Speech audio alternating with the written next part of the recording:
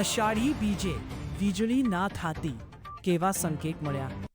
અંબાલાલ પટેલે ખેડૂતોને સલાહ સાથે કરી વરસાદની આગાહી.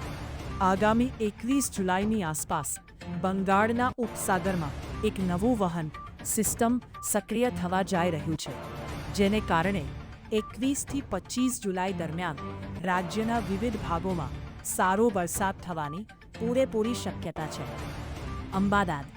ગુજરાતમાં ચોમાસાના વરસાદની ગતિને લઈને હવામાન નિષ્ણાત અંબાલાલ પટેલે એક મહત્વપૂર્ણ અનુમાન જાહેર કર્યું છે. તેમના જણાવ્યા અનુસાર જ્યાં સુધી આકાશમાં વીજળી ના થાય ત્યાં સુધી સારો વરસાદ પડતો નથી, કારણ કે વીજળી જે વાદળોને ખેંચી લાવવાનું મુખ્ય કામ કરે છે.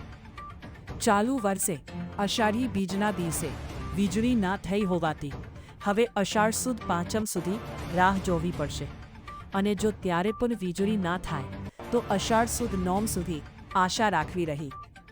જો કે આગામી 21 જુલાઈની આસપાસ બંગાળના ઉપસાગરમાં એક નવું વહન સિસ્ટમ સક્રિય થવા જઈ રહ્યું છે, જેને કારણે 21 થી 25 જુલાઈ દરમિયાન રાજ્યના વિવિધ ભાગોમાં સારો વરસાદ થવાની પૂરેપૂરી શક્યતા છે. આ સમયગાળા દરમિયાન મધ્ય ગુજરાતના અંબાદાદ, વડોદરા અને મહીસાગર જેવા વિસ્તારોમાં ભારે વરસાદ પડી શકે છે.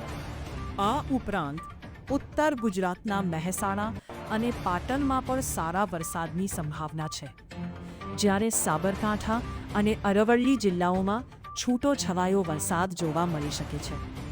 ત્યારબાદ જુલાઈ મહિનાના અંતમાં વરસાદનું જોર વધશે. 26 થી 30 જુલાઈ દરમિયાન દક્ષિણ ગુજરાતના વિસ્તારોમાં અતિભારે વરસાદ ખાબકી શકે છે.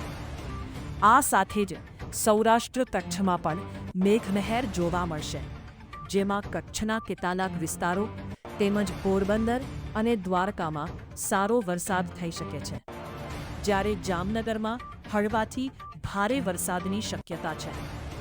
ઓગસ્ટ મહિનાની શરૂઆતમાં પણ અણધાર્યો વરસાદ આવી શકે છે, અને સમગ્ર ઓગસ્ટ માસ દરમિયાન સારો વરસાદ રહેવાનું અનુમાન છે, જેમાં કેટલાક ભાગોમાં 2 થી 4 ઇંચ સુધીનો વરસાદ નોંધાઈ શકે છે.